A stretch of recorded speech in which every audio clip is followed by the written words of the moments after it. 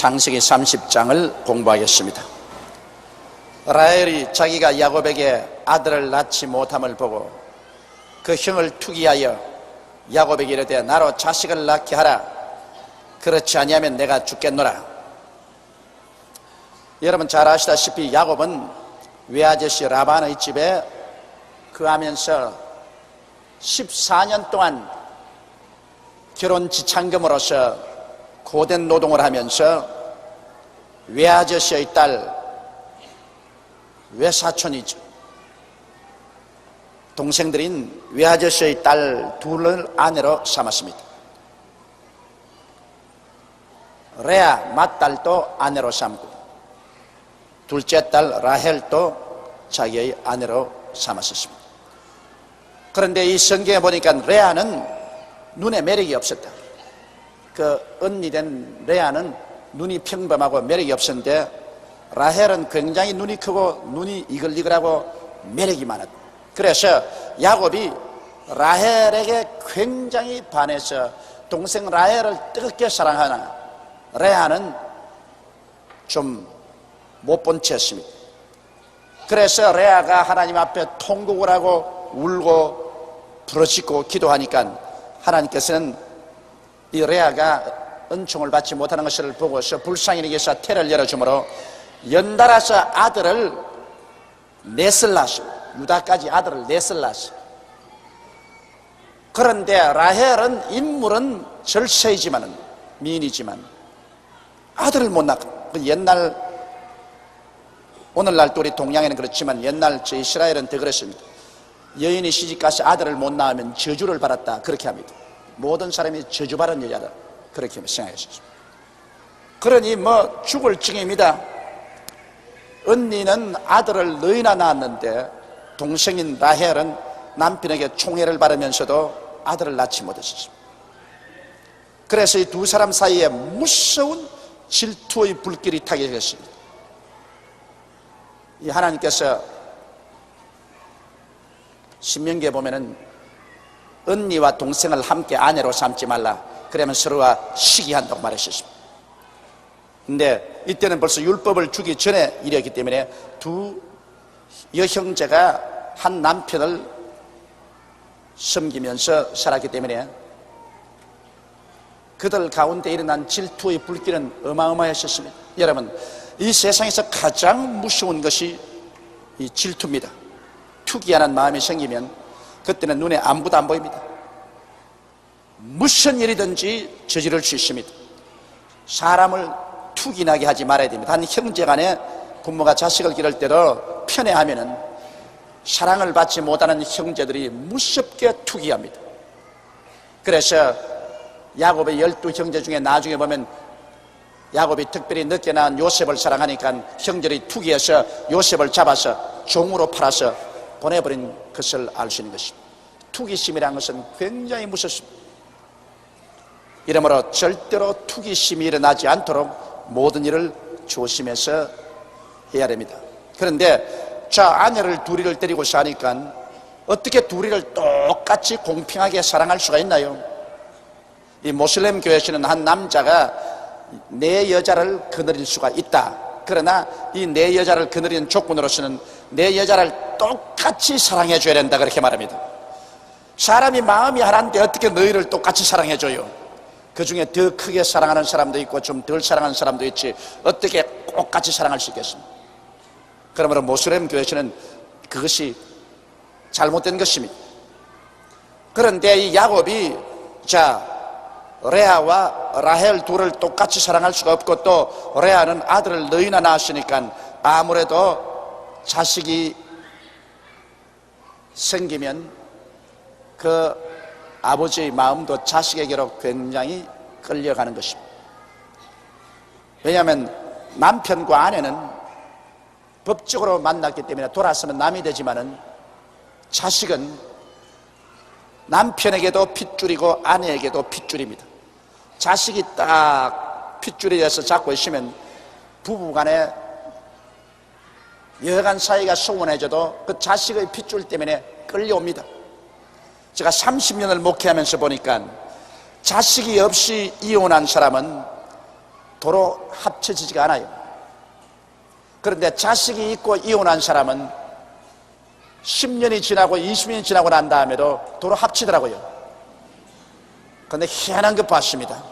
그러면 자식이 아버지에게 갔다가 어머니에게 갔다가 아버지에게 왔다가 어머니에게 왔다가, 그래 아버지는 너 어머니 가지 마라 가만 안 둔다 그러고, 또 어머니는 또 아버지가 가지 마라 해도 안 간다 하면서 왔다가 갔다가 왔다가 갔다가 해가지고, 그래가 둘을 갖다 딱 묶어버립니다. 자식이 있으면은 별 도리 없이 자식이 사랑의 줄, 사람의 줄이 됩니다. 사랑의 줄, 사람의 줄로 묶이면 좀처럼 끊어지지 않습니다. 근데 자식이 없으면, 사람이 부부간이라는 것은 서로 법적으로 만났기 때문에 어떻게 마음이 식어지면 그건 법적으로 돌아서면 남이 되어버리고 마는 것입니다. 이래서 레아는 인물이 못났지만은 아들을 너희나 낳아줬으니까 그 아들에게 끌려가지고서 아버지가 점점 이제는 레아에게로 기울어집니다. 라헬은 아주 눈이 이글이글하고 아주 인물이 좋고 매력이 있었지만은, 그러나 실제 결혼해서 살아보면 매력 있는 것은 얼마 안 가서 큰 효과 없어요. 연애할 때 효과가 있지, 처음 결혼할 때 굉장히 효과가 있지, 실제로 살면은 누가 제일 매력이 있느냐? 음식을 잘 만드는 사람이 제일 매력이 있습니다. 나는 그거 정말 옛날 우리 아버님이 제게 그런 말씀을 하셔요. 저희 아버님께서 남자의 사랑은 위장에서 나온다. 내가 그때 굉장히 우습게 생각했습니다. 아버님이 농담을 하시는 것이지 남자의 사랑이 어떻게 위장에서 나오나. 아버님이 여러 번 그런 말씀을 하셔요. 그 아내가 음식을 잘해가지고서 밥상에 맛있는 음식이 올라와야지, 그래야 애정이 넘친다 그래서, 아버지는 애정이 뭔지 몰라서 저러시는가 보다. 애정이란 참 마음에서 나오는 것이지 무슨 위장에서 애정이 나오나. 그런데 내가 지금까지 살아보니까 그 말이, 아버님 말이 맞았어. 음식을 맛있게 하면은 사랑이 그리 가요. 그러나 음식이 솜씨가 없으면 제 아무리 라헬같이 눈이 이글이글해도 소용이 없어요.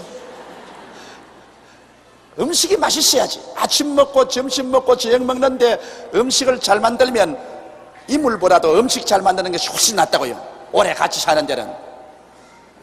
그저 간단히 처음 연애하는 데는 인물이 좋지만은, 그러나 오래 사는 데는 마음 좋고 음식 솜씨 좋고 그리고 아들 쑥쑥 잘 놓으면 그 뭐 별 도리 없습니다. 그리 끌려갑니다. 그래서 경쟁에서 이제 레아가 이기기 시작합니다. 레아는 인물은 못났지만은 마음도 좋고 음식 솜씨도 좋고 아들도 너희를 낳으시니, 그만 야곱이 자꾸 이제는 레아 집을 찾아갑니다. 그러니까 라헬이 아예 그냥 질투가 나서 견디지 못해요. 라헬이 자기가 야곱에게서 아들을 낳지 못함을 보고 그 형을 투기했습니다. 이제는 형을 보니 아들 너희가 엄마하고 돌아다니고 아들이 와서 그냥 아버지를 내리 끌고 엄마에게로 끌고 가고 하니까 이거 뭐 못 견디겠거든. 그래서 야곱에게 이르되 나로 자식을 낳게 하라. 그렇지 않으면 내가 죽겠노라. 이 문자로 써서 그렇지 실제로야 어떻게 했습니까? 와가지고서 아마 라헬이 남편의 가슴팍 옷을 잡고서 흔들면서 너에게 아들 낳게 해라. 안 그러면 나 죽어버리려. 죽어버려. 나 이런 모욕을 당하고 이런 멸시를 당하고 나 못 살 테니까 나 못 살아. 나 못 살아. 그러므로 내가 아들 낳게 해달라. 그렇게 했습니다. 야곱이 라헬에게 노를 바라여 가로되 그대로 잉태치 못하게 하시는 이는 하나님이시니 내가 하나님을 대신하겠느냐. 그 말도 맞았어. 애기 못 낳는 건 야곱이 어떻게 마음대로 아들 낳게 해요. 자식은 야훼의 선물이라고 했는데, 자식은 하나님이 선물로 주시는 것인데 하나님이 선물로 안 주시는 것 어떻게 야곱이 낳게 해요. 그러므로 야곱이 대단히 라헬을 괘씸하게 여겼습니다. 하나님 못 낳게 하는데 어떻게 내가 너를 낳게 하냐. 내가 되면 너를 멸시해서 아기를 못 낳게 하느냐. 그런 것입니다. 그러니까 이제 보십시오. 시기와 질투라는 것은 인간의 상상할 수 없는 일을 저지릅니다. 이제 라헬이 정 시기와 질투가 마음에 불타니까 자기는 억지 수단이라도 자식을 가져야겠다. 그래서 비합법적인 억지 수단을 쓰기 시작하는 것입니다. 라헬이 가로되 나의 여종 빌라에게로 들어가라. 자기가 시집 올 때 아버지가 준 여종이 있었는데 그 나의 여종 빌라에게로 들어가라. 그가 아들을 낳아 내 무릎에 두르면 그러면 나도 그를 인하여 자식을 얻겠노라. 이 얼마나 고집을 부렸겠습니까? 나는 자식이 없으니 내 종 빌라에게로 들어가서 내게 자식 낳아달라. 난 직접 내가 자식을 못 낳으면 내 종을 통해서라도 내 자식을 얻어서 내 무릎에 얹겠으니까 자식을 낳아달라.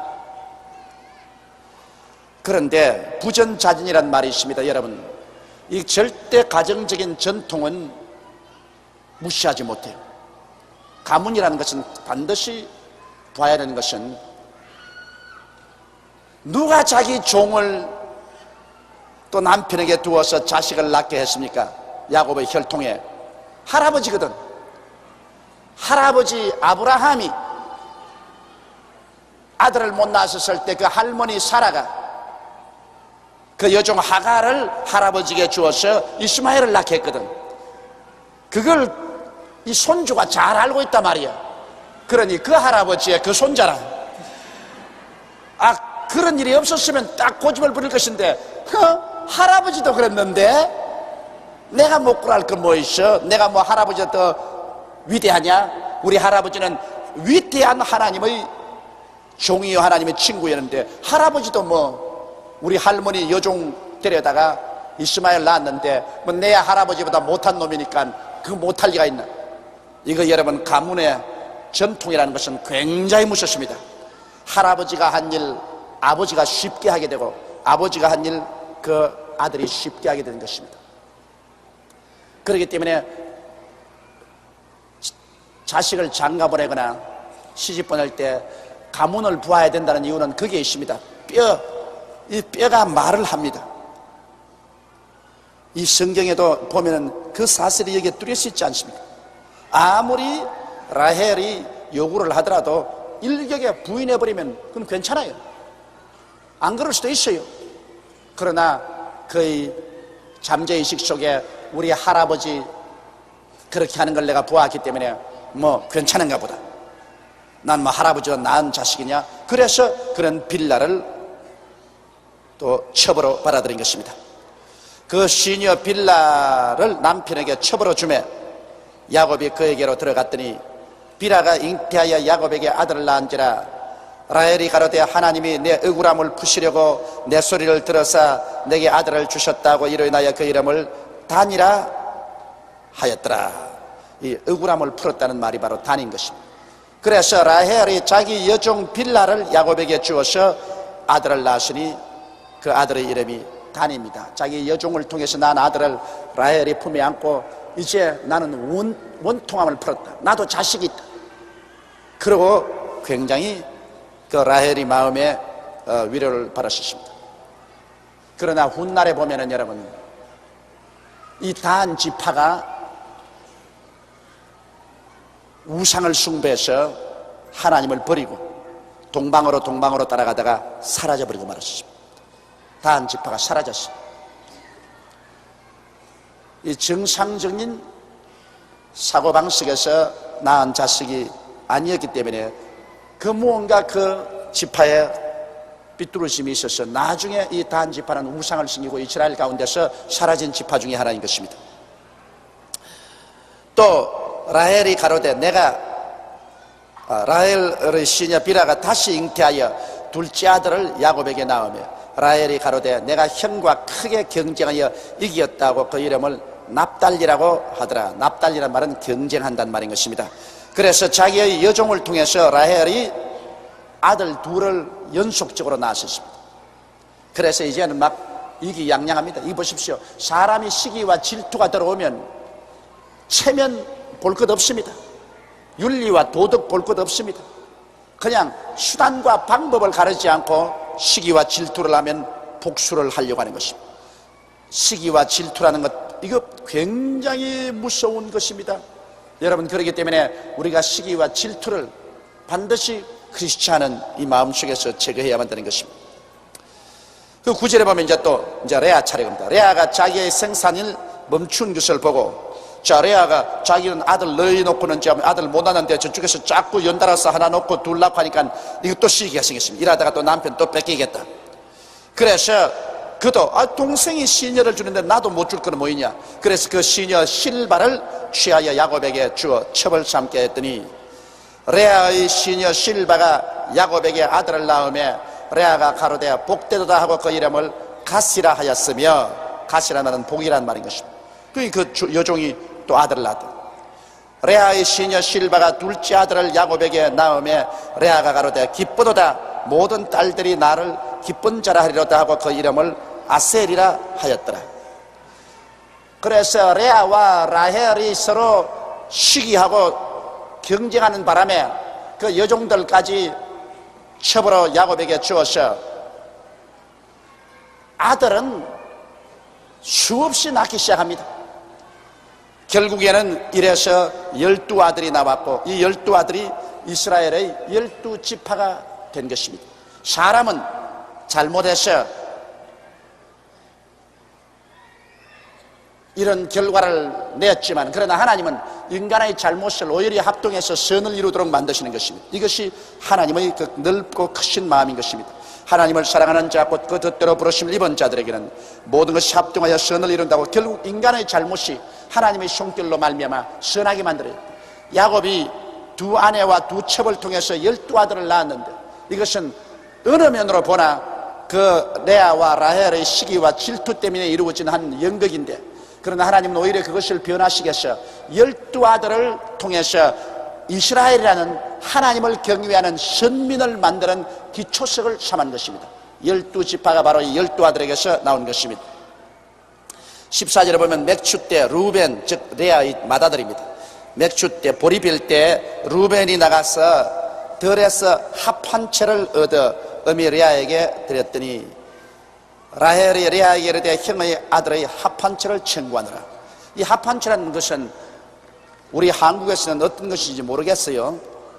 그러나 이스라엘에서는 이 무슨 그 미신이 있느냐면 합 한 채를 먹으면 아들을 낳는다는 미신이 있습니다. 그래서 들에 가서 아들 못 낳는 사람은 합 한 채, 꼭 도마도 비슷한 열매인데 그 합 한 채를 구해서 먹으면 아들을 낳는다. 근데 이 합 한 채가 좀처럼 귀하고 많지 않아요.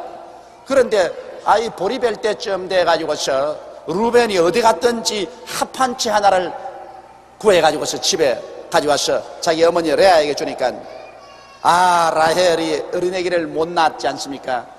그러니까 어찌한지 자기도 아기를 낳아보고 싶어서 언니에게 나가셔서 말하십니다. 레아에게 이르되 형의 아들 합 한 채를 내게 좀 다오. 그러니까 레아가 그에게 이르되 내가 내 남편을 빼앗은 것이 작은 일이냐? 그런데 내가 내 아들의 합 한 채도 빼앗고자 하느냐? 어림도 없는 소리 하지 마라. 너 인물 좋다고 해서 우리 남편 빼앗은 것도 내 마음에 상처가 깊은데, 그래 이 합 한 채조차도 네가 가져 먹겠다고 어림없는 소리 하지 마라. 안 준다. 라헬이 가로되 그러면 형의 아들의 합 한 채 대신에 오늘 밤에 내 남편이 형과 동침하리라 하니라.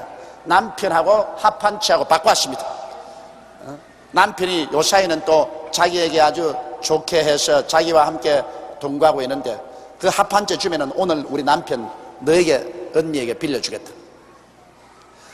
그래서 합 한 채를 남편 하루씩 빌려주는 것을 조건으로 해서 자기가 얻어서 먹었습니다. 그럼 합 한 채가 정말 효과가 있는지 없는지 모르겠지만은 그때 그 전통으로서는 합 한 채를 먹으면 아들을 낳는다, 그런 말이 있었습니다. 16절에 저물 때 야곱이 들에서 돌아오며 레아가 나와서 그를 영접하며 이르되 내게로 들어오라. 내가 내 아들의 합 한 채로 당신을 샀노라. 그 밤에 야곱이 그와 동침하였더라. 야곱이 바쁘게 됐어. 레아에게 끌려갔다가 라헬에게 끌려갔다가 레아의 종에게 끌려갔다가 라헬의 종에게 끌려갔다가 얼마나 정신적으로 번잡하고 바쁘겠습니까? 그리고 아마 그 야곱의 몸에는 성한대가 없을 거예요. 꽃에 피어가지고서 내 여자에게 꽃이 피었었으니 뭐 어디 성한대가 있겠습니까? 평안히 일생을 살 수 있는 야곱이 굉장한 아마 정신적인 시련을 겪었을 것입니다. 그래서 하나님이 레아를 들으셨으므로 그가 잉태하여 5째 아들을 야곱에게 낳은지라. 야, 합한 채 빌려주고도 그저 아들을 낳았습니다. 레아가 가로되 내가 내 시녀를 남편에게 주었으므로 하나님이 내게 그 값을 주셨다고 그 이름을 이사갈이라 하였더라. 값이라고 했는데 시녀를 주었다고 해서 하나님이 이쁘게 보고서 아들 준 것은 아닙니다. 그것은 잘못된 생각입니다만은, 그러나 자기는 그렇게 해석을 했었습니다. 내가 내 시녀를 남편에게 주었으므로 남편인 하나님이 날 불쌍히 여기셔 아들을 하나 더 주었다. 그래서 이사갈이라는 했습니다. 그리고 레아가 다시 잉태하여 6째 아들을 야곱에게 낳은지라. 레아가 가로되 하나님이 내게 후한 선물을 주시도다. 내가 남편에게 6 아들을 낳았으니 이제는 그가 나와 함께 거하리라 하고 그 이름을 스불론이라 하였더라. 함께 거한다, 스불론이라고 하였으며, 그 후에 그가 딸을 낳고 그 이름을 디나라 하였더라. 그러니까 6 아들의 마지막 딸 하나를 낳으셨습니다. 그는 굉장히 축복받은 여인입니다. 아들을 6이나 낳고 딸을 하나 낳아서 7 자녀를 낳으셨습니다.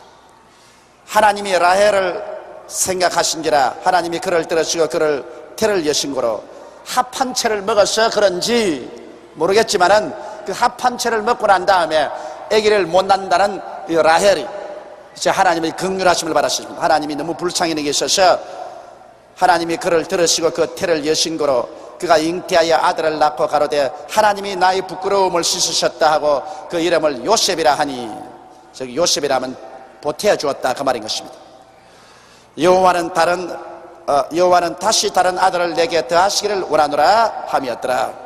그래서 아기를 못 낳는다는 라헬도 나중에 요셉을 낳으셨습니다. 이래서 그의 부끄러움이 씻어진 것입니다. 라헬이 요셉을 낳은 때 야곱이 라반에게 이르되 나를 보내어 내 고향 내 본토로 가게 하시되, 이제 야곱이 외아저씨 집에 온 지도 세월이 오래 가셨습니다. 한 20여 년 됐어요 벌써. 왜냐하면 야곱이 40세 가까이에 외아저씨 집에 도망을 왔는데 한 20여 년이 될 시간에 나이가 이제 60이 다 됐어요. 한국 나이로 환갑때가 가까웠습니다. 그러니까 이제 고향 산천이 그리워지고 또 하나님께서 계시로 고향 산천으로 돌아가라 했으므로 외아저씨에게 나가서 외아저씨 이제 나 고향 산천에 돌아가야 되겠습니다.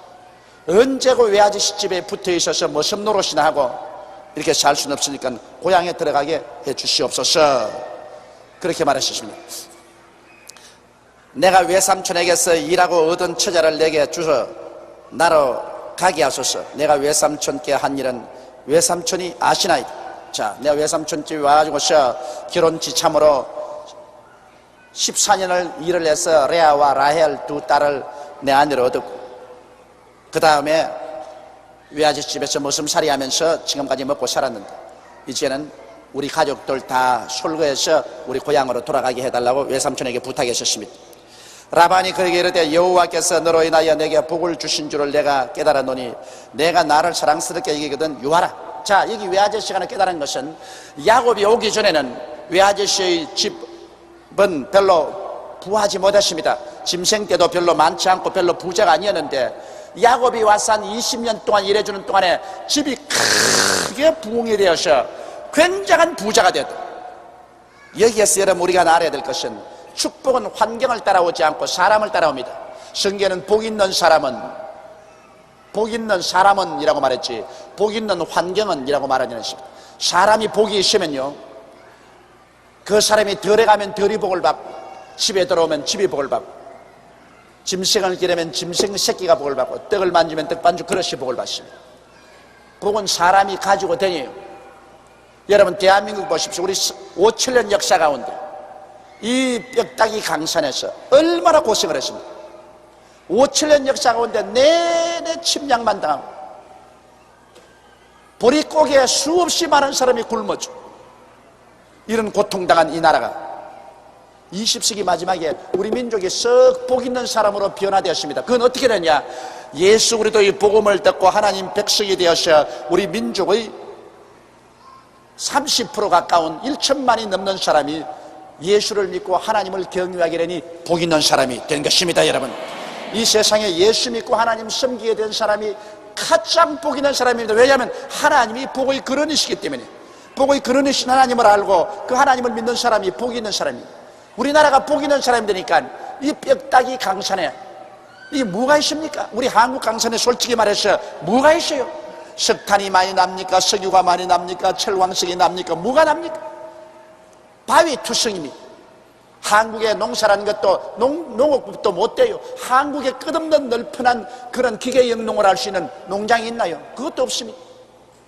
이런 강산에 우리 하나님께서 하나님의 백성들이 많이 생겨 사람들이 복을 받을 수 있게 되니까 하나님이 하늘을 물고 주님께서 축복을 부어주시오. 그래서 이 짧은 세월 동안에 우리 한국이 경제 개발을 시작해가지고서 70년대로부터 시작해서 80년대 이 불과 한 20년 만에 야곱이 20년 동안 외아지 시집에서 일한 것처럼 우리 한국도 불과 한 20년 만에 눈부신 경제 개발을 해서 오늘날 제24회 세계 올림픽 대회를 열 수 있는 정도까지 성장하고 발전한 것입니다. 한번 생각해 보십시오. 이게 복 있는 사람이 하나님이 복을 주시지 복 있는 환경이라고 그렇지 않습니다. 아무리 환경이 좋아도 사람이 복받지 못하면 그 복은 떠나갑니다. 요사이 여러분 미국에는 미국의 쇠퇴라는 그러한 책들이 많이 발간돼 나오고 있습니다. 미국은 이제 쇠퇴하는 것. 그 많은 책들을 보면은 미국은 60년대 최고 피크가 되었다가 이제는 내리막길을 걸어간다는 것입니다. 미국은 내리막길을 걸어간다. 미국의 여러분 경상수지 적자가 천문학적인 숫자입니다. 미국은 이제 세계에서 가장 빚을 많이 걸머진 나라가 되고 마는 것입니다.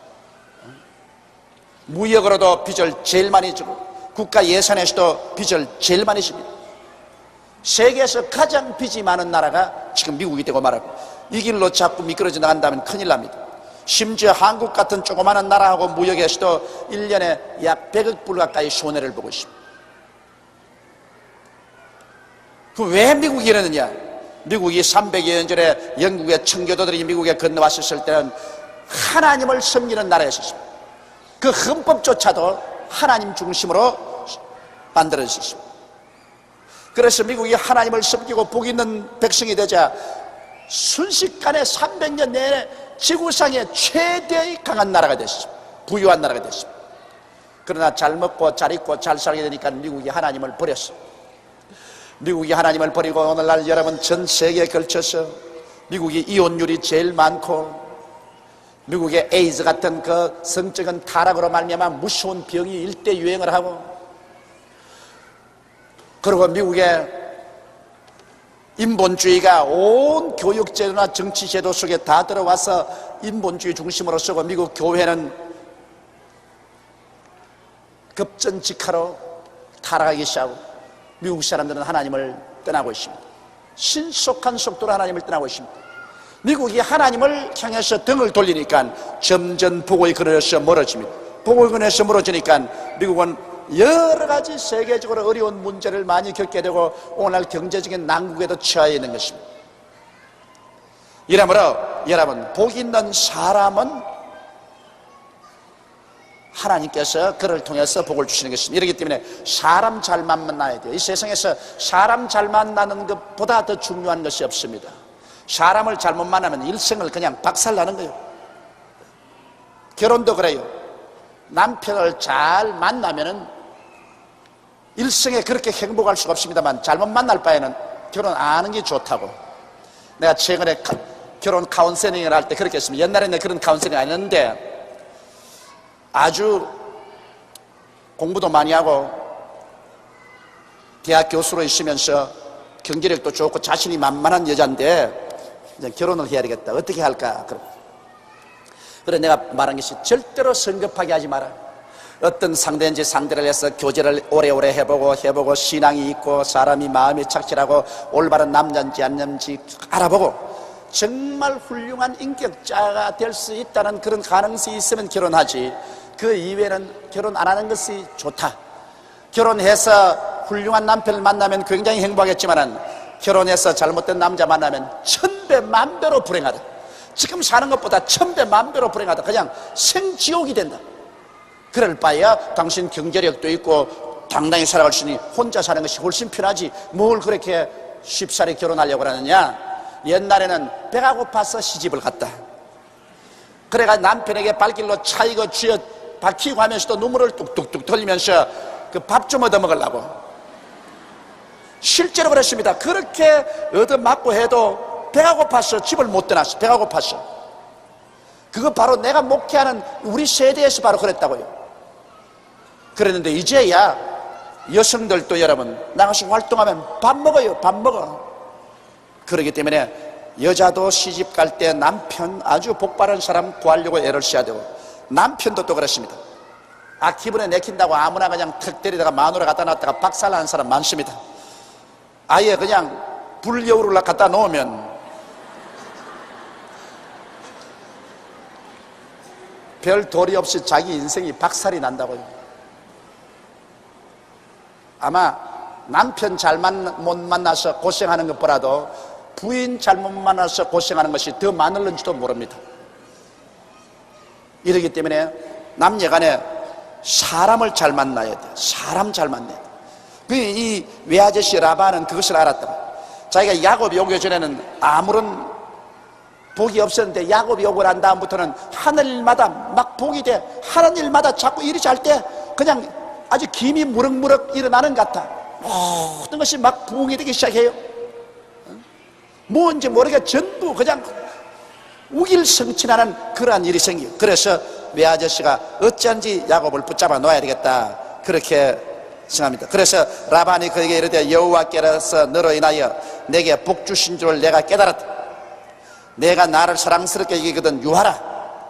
또 가로되 내 품삯을 정하라. 내가 그것을 주리라. 이 외아저씨가 얼마나 깍쟁이였었습니까? 그래 20년을 자기 조카를 부려먹는데 7년은 맏딸 주고 공짜로 부려먹고 또 7년은 둘째 딸 주고 공짜로 부려먹고 그 다음에 맏딸 둘째 주고 난 다음에 14년 후에도 그 6년 동안을 공짜로 부려먹었다.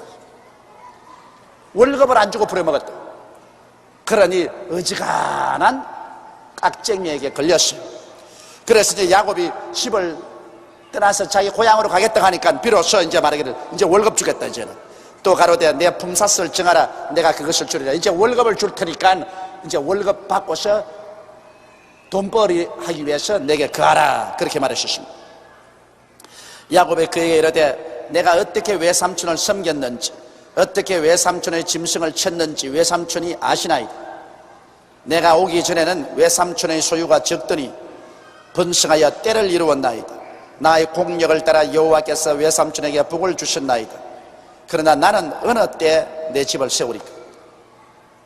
그 야곱이 보면 성격상 많은 변화가 왔습니다. 야곱이 옛날에는 아주 꾀가 많고 사기성이 많았는데 외아저씨 집에 와가지고서 많은 인격적인 변화가 왔습니다. 그래서 굉장히 성실한 사람이 됐습니다.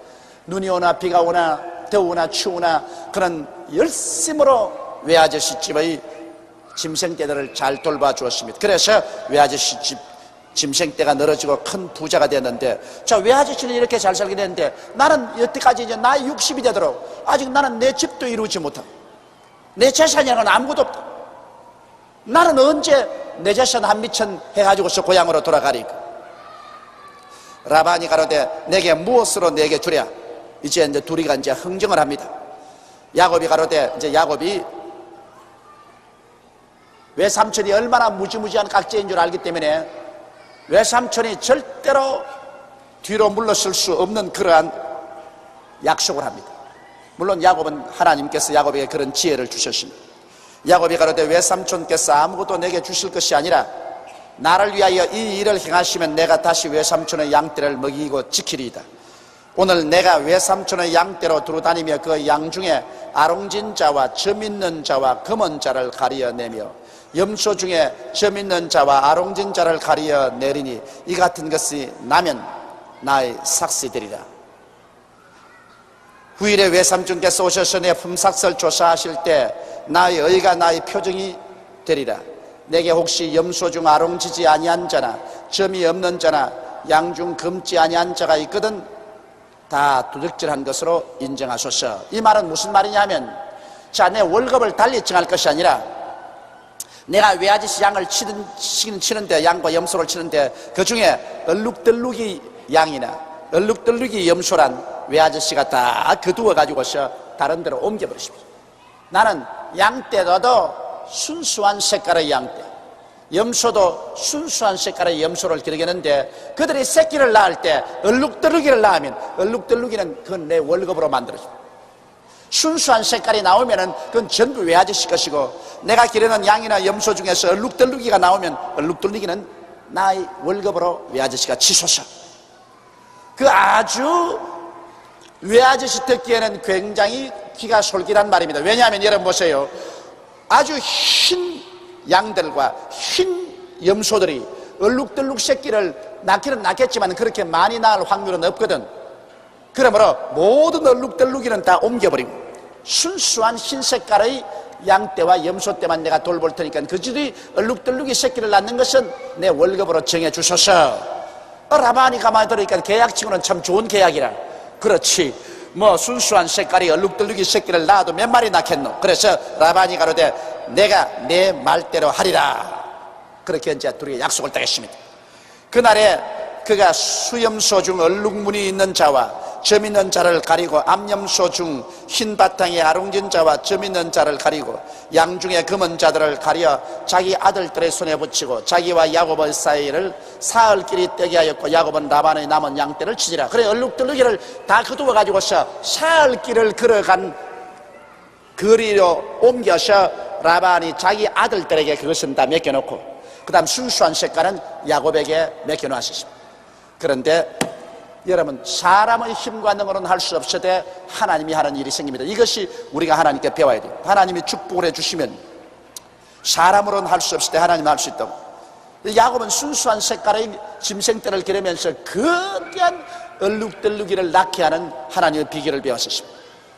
왜냐하면 하나님께서 야곱을 축복해 주실 것을 야곱은 알고 있기 때문에 야곱은 하나님의 축복을 받는 마음의 그릇을 준비를 했습니다.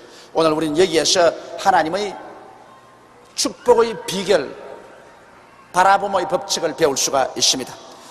야곱이 이제 외아저씨가 떠나고 난 다음에 버드나무와 살구나무와 신풍나무의 푸른 가지를 취하여 그것들의 껍질을 벗겨 흰 무늬를 내고, 그 껍질 벗긴 가지를 양떼가 와서 먹는 개천의 물구유에 세워 양떼에게 향하게 하며, 그 떼가 물을 먹으러 올 때 새끼를 베니 가지 앞에서 새끼를 뱀으로 얼룩한 것과 점이 있고 아롱진 것을 낳은지라.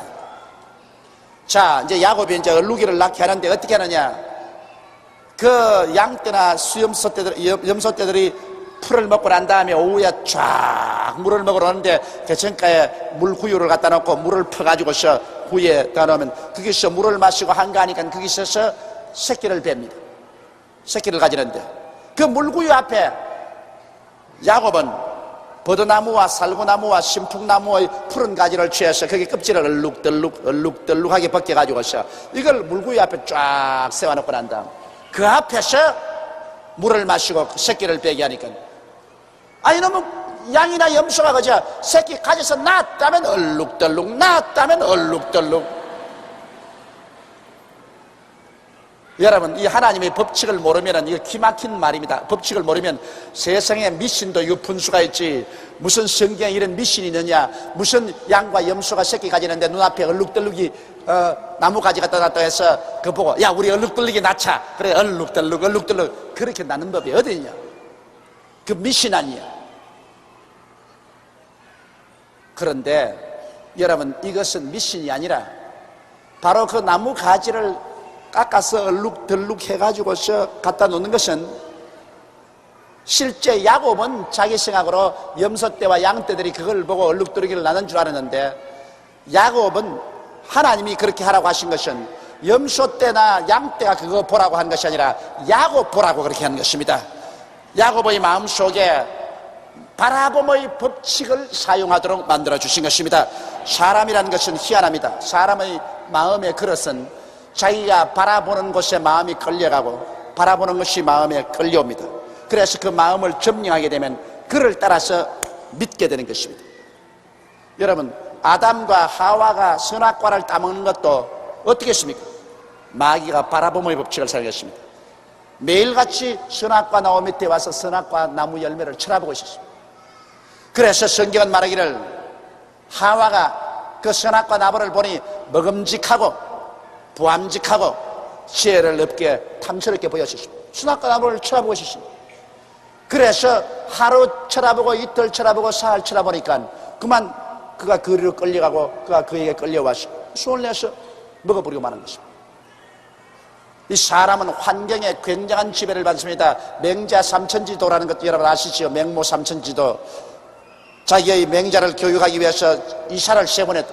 사람이 무엇을 끊임없이 바라보느냐, 그 바라보는 것이 그 생각을 점령하게 되고, 그 생각을 점령하게 되면 그 생각이 바로 운명을 변화시키는 그릇이 되는 것입니다. 하나님이 온갖 구하는 것이나 생각하는 것에 넘치도록 능히하겠다고 말한 것입니다. 그러므로 생각을 변화시킨다는 것은 굉장히 중요합니다.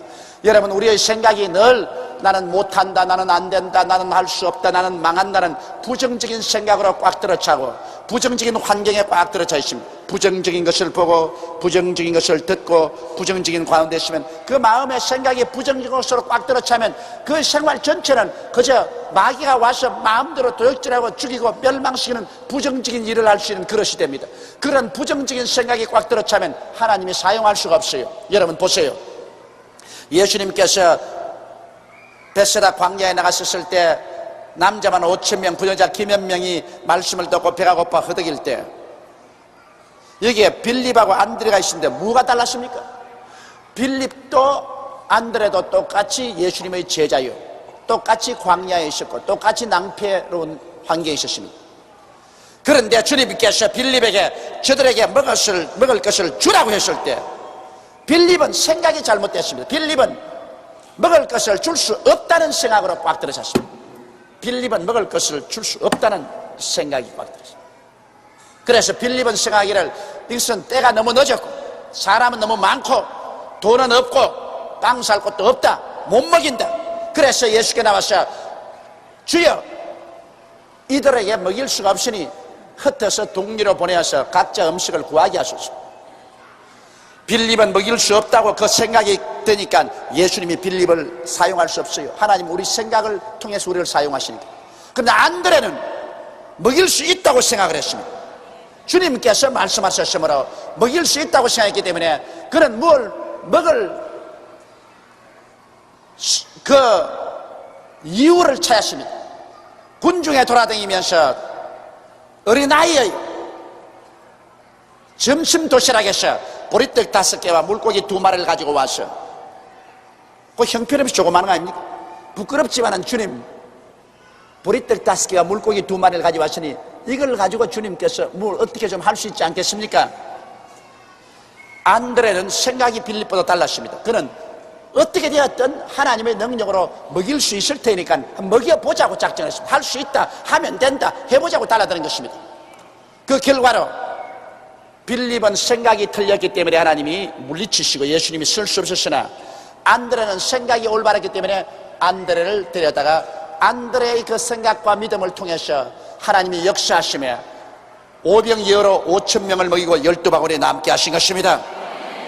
이 생각이라는 것은 굉장히 중요해요. 이스라엘 12정탐꾼이 가나안 땅에 들어가서 40일 동안 정탐하고 내려와서 이스라엘에게 보고할 때 10사람 뭐라고 했습니까? 우리가 간 정탐한 땅은 산은 높고 골은 깊고 성벽은 높고 그곳에 사는 안악자손은 네피림의 후에 안악자손이 사는데 대장부라 우리 스스로 비교하니까 우리는 여치새끼 같더라. 우리 들어가면 우리 처자가 사로잡힌다. 완전히 부정적으로 생각했습니다. 그 생각을 듣고 모든 백성이 다 부정적이 돼가지고서 우리는 들어가면 다 사로잡힌다고 통곡을 하고 울 때 오직 여호수아와 갈렙은 들어가서 아니야, 저들의 보호자는 저들을 떠났고 저들은 우리의 밥이라, 우리 들어가서 차지하자. 오직 여호수아와 갈렙 2사람만이 들어가서 차지할 수 있다고 생각했습니다. 하나님이 그 자리에 임하셔서 어떻게 했습니까? 부정적인 생각을 한 10명은 그 자리에서 죽여버렸습니다. 부정적인 생각을 한 이스라엘 백성 전체는 광야로 도로 회진시켜서 40년을 광야에서 방황하면서 다 죽을 때까지 기다리셨습니다. 그리고 여호수아와 갈렙은 80이 되었는데도 다 죽어도 여호수아와 갈렙은 안 죽었습니다. 들어갈 수 있다고 생각하는 그 두 사람은 안 죽었어요. 그 후손들을 데리고 여호수아와 갈렙은 들어갈 수가 있을 것입니다. 그러므로 야곱이 이 얼룩덜룩이 나무를 물구유 앞에 놓아서 새끼들이 얼룩덜룩이가 나게 한 것은 그 무슨 양이나 염소가 그 양밥이 돼가지고서 얼룩덜룩이를 낳은 것이 아니라 야곱이 그를 통해서 마음의 생각이 달라진 것입니다. 아시겠어요?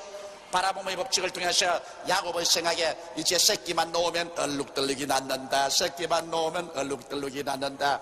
그 마음의 생각이 달라지자 달라진 생각을 통해서 믿음이 달라졌습니다. 하나님 앞에 그는 기도할 때 믿었습니다. 하나님이여, 이것이 낳으면 얼룩덜룩이를 낳을 줄 믿습니다. 바라봄의 법칙으로 생각이 달라지고 믿음이 달라지니까 그 믿음을 통해서 하나님 뭐라고 말하십니까? 내 믿은 대로 될지어다. 내 믿은 대로 될지어다. 믿음은 생각이 믿음으로 변화되는 것입니다. 생각이 믿음으로 변화돼요. 생각과 믿음이 딴판이 아닙니다. 죽는다고 하는 사람 속에 산다는 믿음은 안 생깁니다. 병든다고 하는 생각에 건강한 믿음은 안 생깁니다. 가난하다고 생각하는데 축복받는다는 믿음은 안 생겨요. 생각이 믿음의 바탕이 되는 것입니다. 그래서 야곱은 자기의 생각을 바꾸기 위해서 그래서 얼룩덜룩이 푸른 버드나무와 살구나무와 신풍나무 가지를 갖다 놓은 것입니다. 그래서 야곱이 턱 새끼 가지는 장면을 바라보고 있을 때 그 마음속에 이 새끼도 얼룩덜룩이다, 저 새끼도 얼룩덜룩이다, 자기 마음에 생각하는 거예요. 그리고 하나님 감사합니다. 얼룩덜룩이 믿습니다. 얼룩덜룩이 믿습니다. 아, 그런데 낳았다면 얼룩덜룩, 낳았다면 얼룩덜룩. 외삼촌이 가끔 가다가 하면서 와보는데 막 기절초풍을 하게 됐습니다.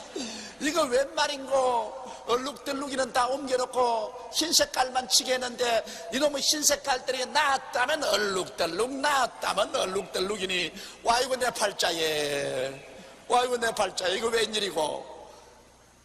그런데 또 야곱을 보십시오. 야곱이 새끼 양을 구분하고 그 얼룩무늬와 검은빛 있는 것으로 라반의 양과 서로 대하게 하며 자기 양을 따로 두어 라반의 양과 섞이지 않겠다. 그러니까 야곱이 이제 얼룩덜룩이는 따로 딱 해가지고서 이제 잘 먹이거든. 얼룩덜룩이는 열심히 자기 것은 열심히. 그래서 공산주의가 안 된다는 말이 그게 있습니다. 여러분, 공산주의가 뭐 주체사상이 개 목닥이고 해샀지만은 그 여러분, 공산주의 안 되는 것은, 공산주의는 사유재산이 없어요. 공산주의는 다 함께 일해가지고서 다 함께 나누어 먹는 것입니다. 그러므로 처칠이 말한 것처럼 공산주의는 다 함께 가난해지는 주의가 공산주의다. 그럼 부자는 없어요. 전부 정부가, 생산수단도 정부가 다 가지고 있고, 그리고 백성들은 정부의 완전히 노예입니다. 백성들은 시간의 자유가 없습니다. 거주의 자유가 없어요. 정부가 원하는 그 자리에 가서 정부가 시키는 그 일만 해가지고서 그래가지고 공평하게 노놉니다. 여러분, 듣기에는 공산주의가 굉장히 좋은 것 같지만은 오늘날 소련도 공산주의를 떠나고 지금 중공도 공산주의를 떠나고 있습니다. 왜? 사람이 일을 해야 말을 하지. 직기 아닌데 누가 일을 해요? 직기 아닌데. 내가 우리 성도에게 최근에 이런 이야기 들었어요. 자기 집을 전세를 주었는데, 제법 깨끗하고 정원도 있는 집을 전세로 주었는데, 가보면 마당에 풀이 이렇게 쌓이고 막 집 소재를 안 해서 집이 형편없다 그러거든. 그래가 막 가슴을 쳤는데, 그래가 막 주인 보고 자꾸 사라 그랬대요. 사라고.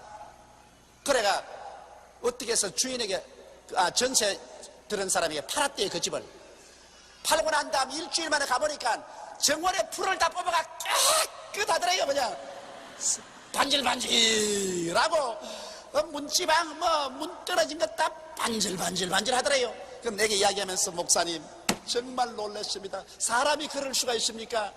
우리 집 전셋집으로 있을 때는 온 집안에 잡초가 무성하고 막 집을 파벽풍창으로 만들어 놓았더니 내가 할 수 없어서 사라고 해서 계약을 해서 사겠대. 일주일 만에 마지막 잔금하고 이런 거 다 계약하기 위해서 가니까 새 집이 되어 있잖아요. 새 집이 풀 다 뜯어놓고.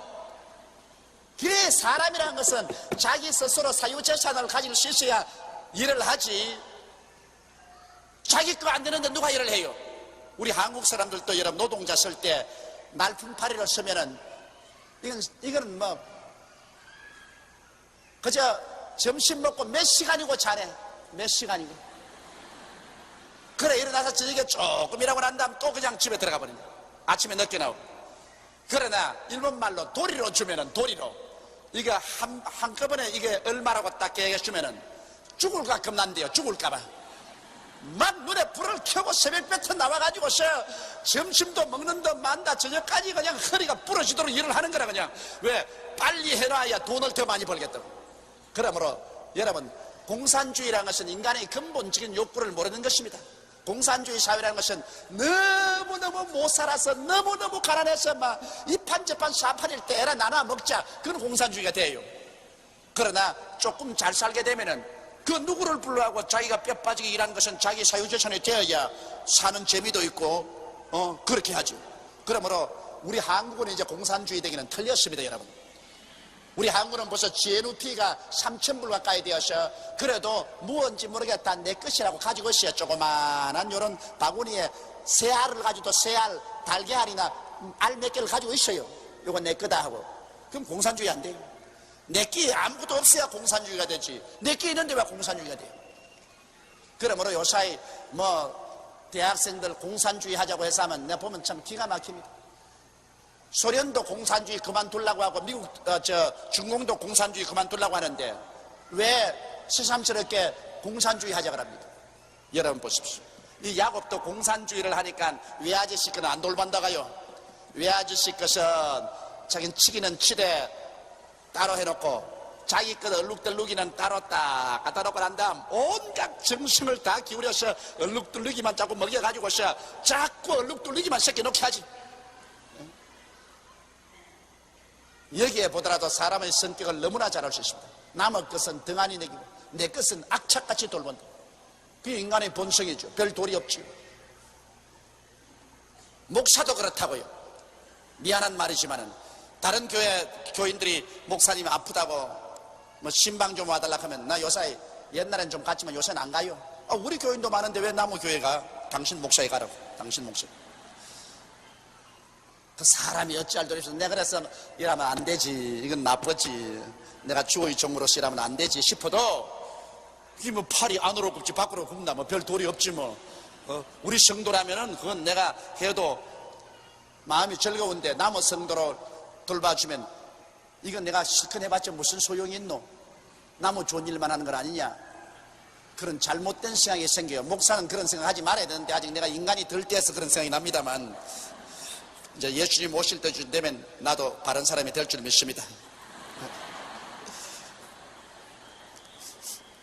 41절에 보면 실한 양이 새끼 뵐 때는 야곱이 이렇게 지내다가 양떼 눈앞에 그 가지를 두어 양으로 그 가지 곁에서 새끼를 베게 하고. 자 보십시오. 실한 둑실둑실한 실한 양과 염소가 새끼를 넣으면 얼른 갖다 가지 딱 갖다 나와요. 얼른 갖다가. 그러고 난 다음에 바라봄의 법칙으로 얼룩뜨기를 놓게 하고, 약한 양이면 그 가지를 두지 않으니 비들비들하고 시들시들한 양이 새끼 가지면 그 치워버려요. 왜냐하면 시들시들한 새끼 나오면 곤란하니까. 이러므로 약한 자는 라반의 것이 되고 실한 자는 야곱의 것이 된지라. 이에 그 사람이 심히 풍부하여 양떼와 노비와 약떼와 나귀가 많았더라. 자 보십시오. 그래서 이 사람이 나중에는 막 거대한 부자가 됐어요. 그건 왜냐? 바라봄의 법칙인 것입니다. 이 바라봄의 법칙이란 대단히 중요합니다. 여러분, 사람이 생각이 어떠하면 그 인간도 그러하다고. 우리 바라봄의 법칙을 잘못 사용하면 그 사람 뼈 빠지게 일을 해도 그 일함으로 말미암아서만이 반드시 대가가 나오는 것은 아닙니다. 내가 올바른 바라봄의 법칙을 사용해야 되는 것입니다. 그런데 야곱은 여기에 버르나무, 살구나무, 단풍나무, 신풍나무의 푸른 가지를 취해서 놓았지만은 여러분, 오늘날 우리 시대는 다른 나무가 있습니다. 그 다른 나무가 뭔지 압니까? 27년 전에 십자가에 올라가서 피를 흘린 갈보리 십자가 나무가 있습니다. 갈보리 십자가 나무도 얼룩덜룩이 나무예요. 예수 그리스도의 피로서 얼룩덜룩해졌습니다. 갈보리 십자가 나무는 예수 그리스도의 십자가의 보혈로 얼룩덜룩되었지만은 이 갈보리 예수 그리스도의 십자가의 나무를 우리가 얹어 놓으면 큰 변화가 일어나는 것입니다. 죄를 지은 사람은 갈보리 십자가에서 예수님이 우리 죄를 대신해서 피를 흘려서 그 십자가의 나무를 피로 얼룩지게 했습니다. 그러므로 어떠한 죄를 지은 사람이나 남녀 노유 빈부 귀천을 불구하고 예수님 앞에 나와서 죄를 회개하고 그 십자가의 피 흘린 얼룩덜룩이를 바라보고 기도를 하면 모두 다 죄가 용서함받고 마는 것입니다. 그 모든 과거와 현재의 죄가 다 용서를 받고 하나님 앞에 의롭다는 사람이 됩니다. 갈보리 십자가를 통하지 않고 죄사함을 받을 자 없어요. 죄 아무리 수양을 하고 도덕을 해도 인간의 수양과 도덕으로 여러분 죄 없이 되는 사람 이 세상에 아무도 없어요. 인간 스스로의 의로움이란 썩은 걸레 같아요.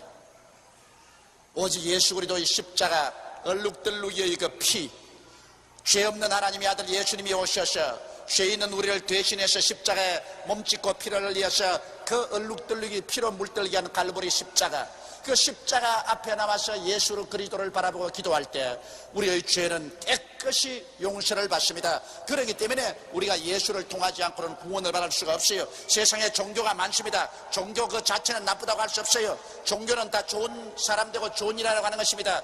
좋은 사람 좋은 일 한다고 구원을 받는 것은 아닙니다.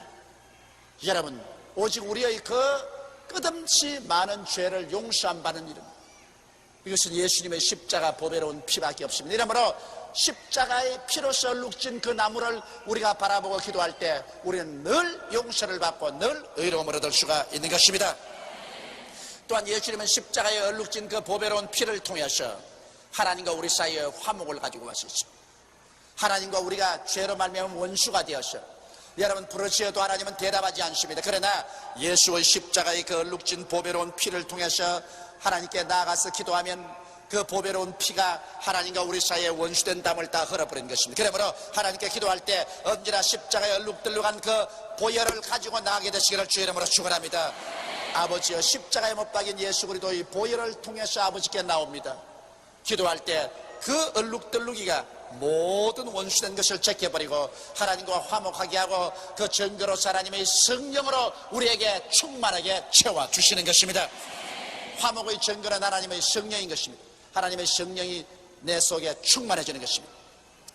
여러분, 우리가 십자가 앞에 나와서 예수 그리스도의 얼룩덜룩이 보혈을 의지하고 기도를 할 때 효과가 있지, 십자가 보혈을 의지하지 않고 지 혼자 돌아다니면서 나는 하나님 믿는다, 십자가 보혈 없이 하나님 믿어봤자 아무것도 안 생겨요. 십자가 보혈을 의지하고 기도해야 용서받고, 십자가 보혈을 의지하고 기도해야 성령 받고, 그 다음 십자가 보혈을 의지하고 기도해야 병도 낫는 것입니다. 여러분, 몸이 병들어서 고생하는 사람, 예수께서 우리 연양을 친히 담다시고 병을 짊어지고 가신 것을 믿고 그 십자가에 우리 병을 짊어지기 위해서 피를 흘리신 얼룩덜룩이 십자가를 바라보고서 주님께서 반드시 그 십자가를 통해서 병을 고쳐줄 것을 믿고서 얼룩덜룩이를 바라보고서 내가 기도를 하면 십자가의 보배로운 피의 능력으로 우리 병이 낫는 것입니다. 그리고 우리 생활의 저주도 그래요. 예수께서 십자가에 못 박여 피를 흘림으로 우리의 저주를 다 짊어지셨습니다. 그러니까서 우리를 위하여 저주를 받아서 율법의 저주에서 우리를 속량하였으니 이는 나무에 달린 자마다 저주 아래 있는 자라 하였음이라고 했었습니다.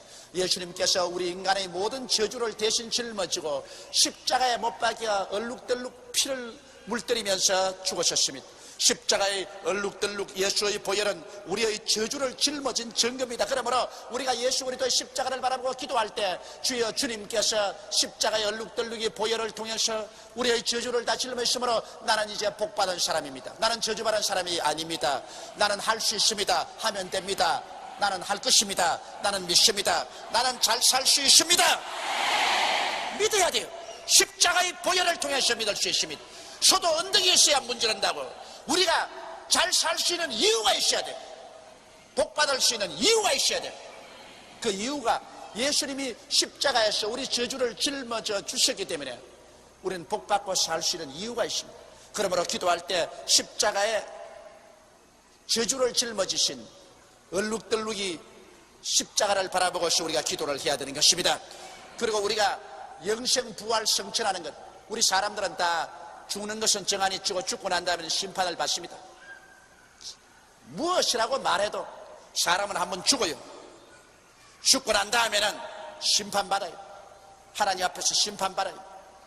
예수의 보혈을 의지하고 용서받은 사람은 구원을 받아 천국에 가고 용서받지 못한 사람은 지 별난 재주가 있어도 지옥으로 가요. 저는 30년 동안 복음을 전개하면서 날로 내 마음속에 확신이 두터워지는 것은 예수 믿으면 구원받고 예수 믿지 않으면 영원히 버림받아 불과 여함으로 타는 못에 빠진다는 것입니다. 여러분, 손톱 밑에 가시 하나 들어가도 밤새도록 아프고 괴로운데 불과 여함으로 타는 못에 떨어져 당할 그 고통을 한번 생각해 보십시오.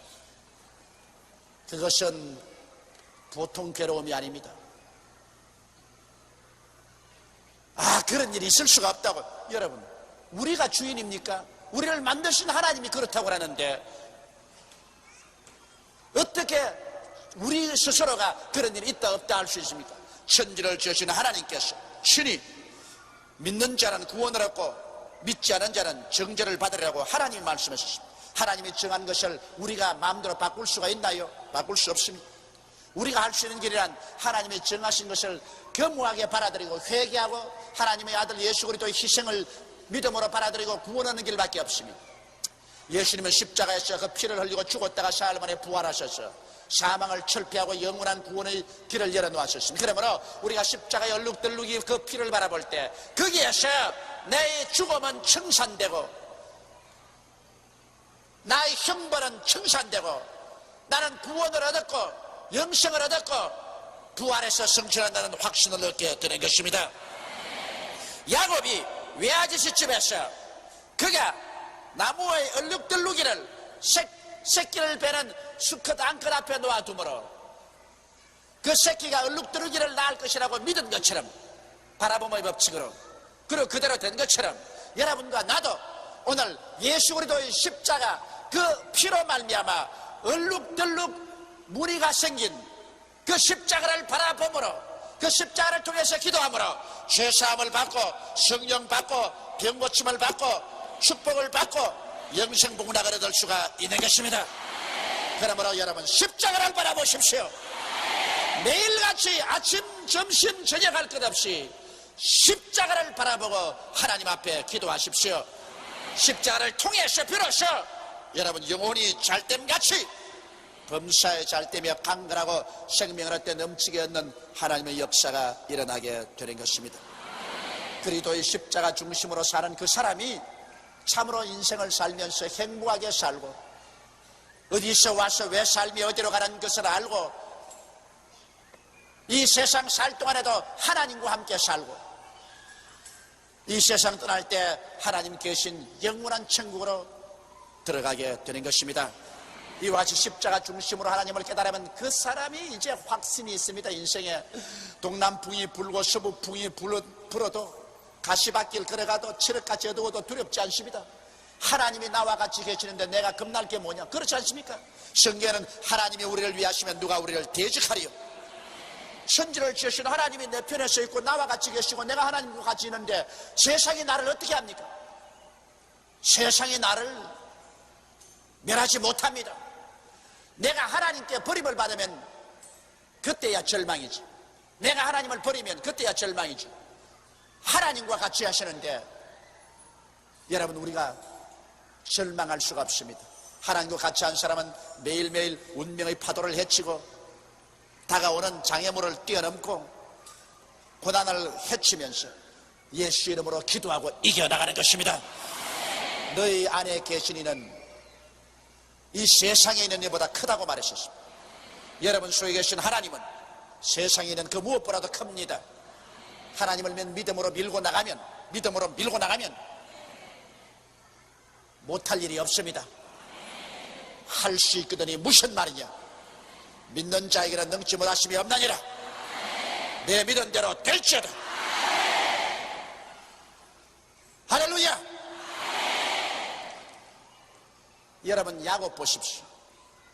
똑같은 야곱인데 하나님이 법칙을 사용하기 전에는 그런 외아지 집에서 20년 머슴살이 하면서 아무것도 가진 것 없는 거지였었습니다.